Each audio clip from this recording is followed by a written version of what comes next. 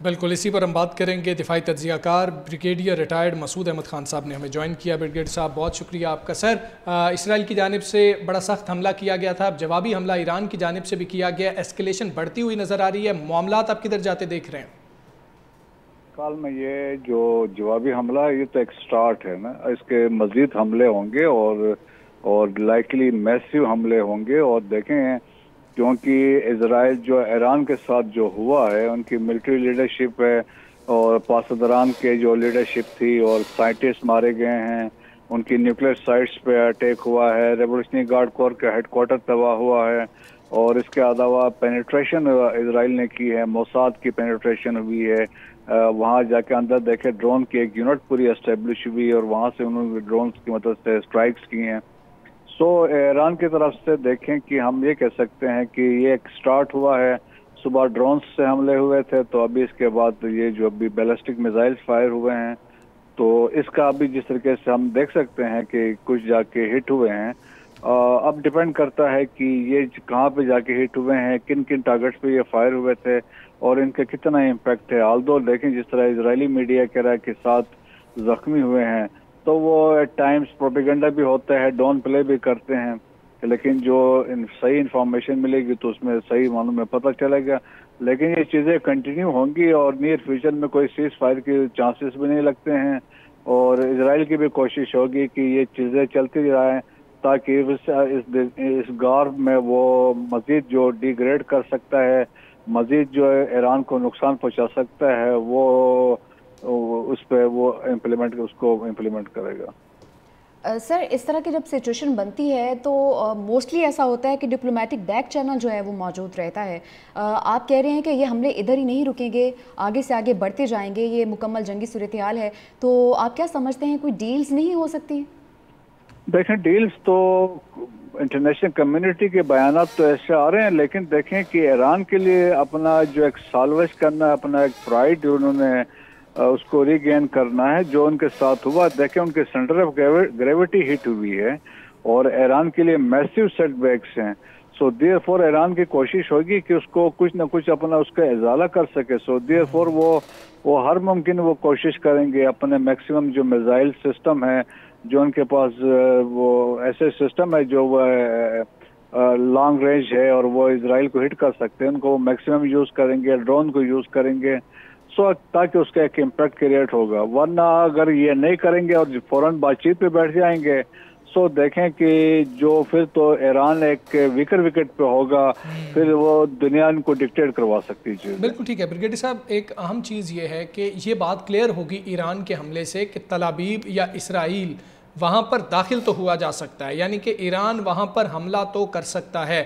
ایسے حالات میں جہاں ایران کے اوپر بہت سخت کارروائی ہو سکتی ہے، امریکہ نے بھی کہا تھا، لیکن یہاں یہ خوف امریکہ اور اسرائیل کو کیا نہیں رہے گا کہ ایسی ہی صورتحال میں نیوکلیئر ویپن کا استعمال بھی کر سکتا ہے ایران؟ اگر ان کے پاس ہے وہ ٹیسٹ ہی شاید اسرائیل پہ کر دے اگر سچویشن زیادہ خراب ہو گئی.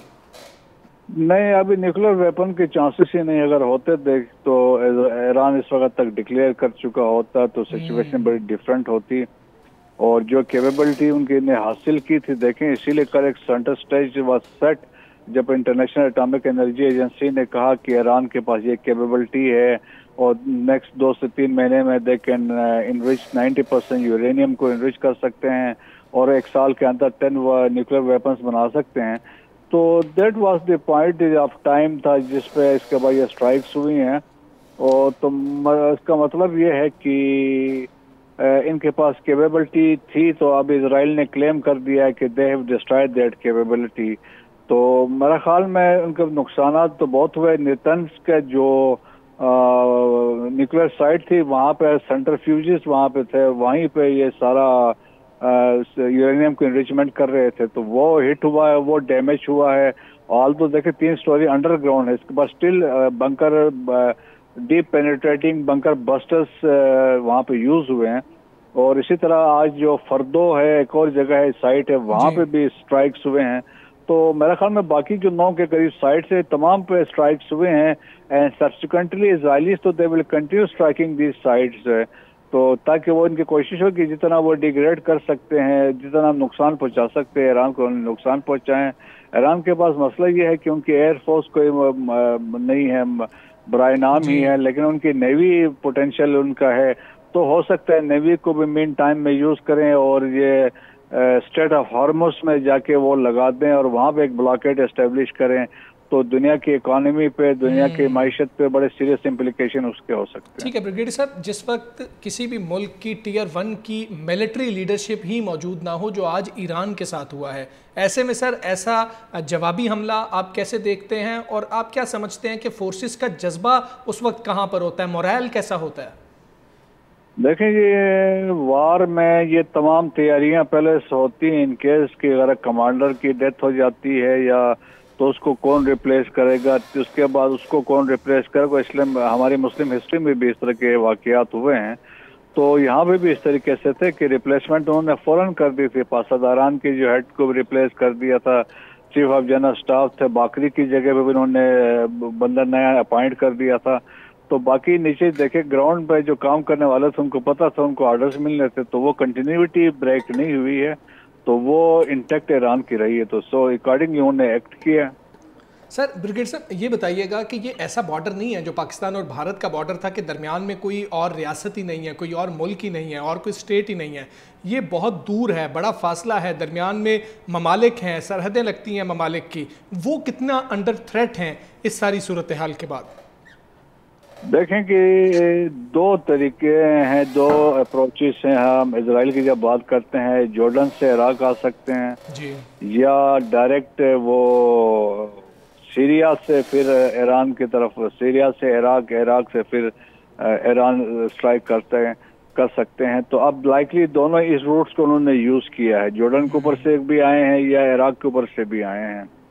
तो वो उसकी यकीनन है कि इम्प्लीकेशंस यकीनन होगी, क्योंकि इराक तो ईरान के साथ अच्छे ताल्लुकात थे, तो लेकिन इराक के अंदर भी यूएस बेसिस हैं, दो वहाँ से भी ऑपरेट अगर हो सकता है किए हैं।